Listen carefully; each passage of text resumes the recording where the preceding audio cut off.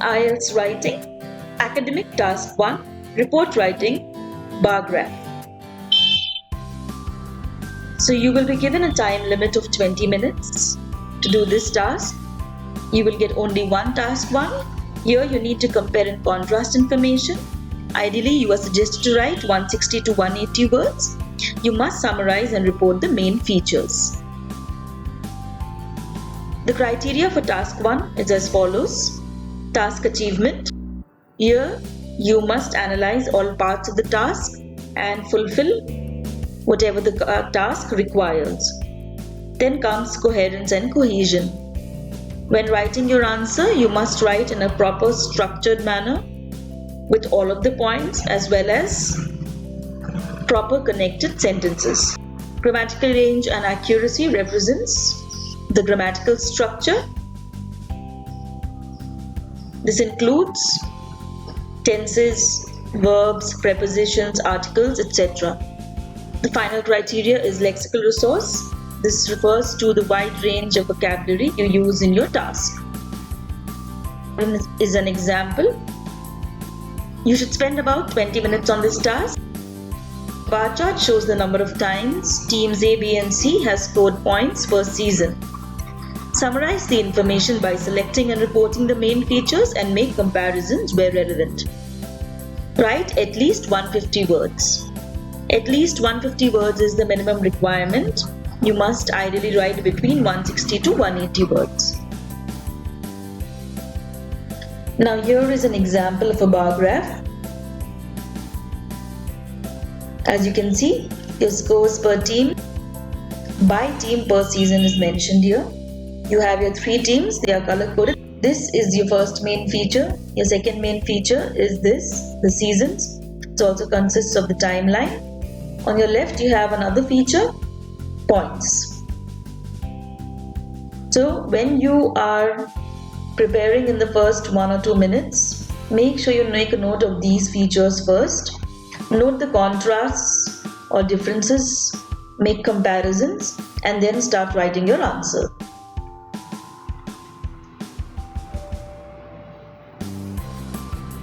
This is the structure to be followed. Your introduction should have a topic sentence, at least 1 or 2 sentences. Here you could paraphrase the title. Make sure you include the time frame. The next is the body. Here, give an overview, state the main trends and features, explain sub-features, data, figures, percentages, etc. In conclusion, make sure you summarize your information and mention the word overall. Now here are some important tips for practice. When practicing for this particular task, ensure that you use appropriate vocabulary, identify the keywords correctly, critically analyze the topic. Do not use contracted forms, use the passive form only where possible or where necessary. Use transitional words and phrases. Coherence and cohesion is very important, as is the logical organization of ideas. Use correct pronouns. Maintain the academic writing style.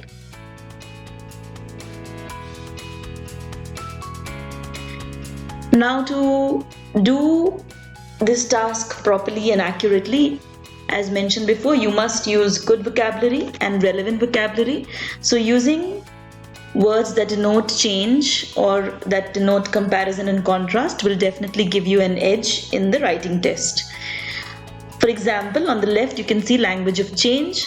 Words like gradually increasing or reached a peak or increased at a steady rate denote an increase or a higher level. Whereas phrases like slight fall or fell or at a low of denote decreasing. So instead of just using the words increased or is at this percentage, you could use these kinds of phrases to improve your language skills as well as your vocabulary score. Similarly, words like comparison and contrast. However, in contrast, on the other hand, whereas, while, although, these could be used as connectors and discourse markers. If you want to learn how to use them better, try making sentences with them.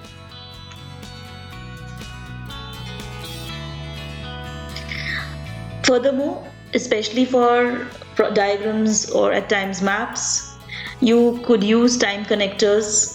This will be very useful for any diagram that has stages. So phrases like to begin, following this, denote what comes after what. So if you say next, you know that something is coming up next. If you say in the subsequent, it will denote that it is towards the end or the final stage. Similarly, words like then, followed by, finally, to begin can also be used. Now, words denoting observation are as follows: estimates, findings, calculations, analysis. In the first case, second case, first example, second instance, these all denote observations that you make about different kinds of images. So based on the kind of image you're talking about, go ahead and use them, but make sure they are relevant to the image.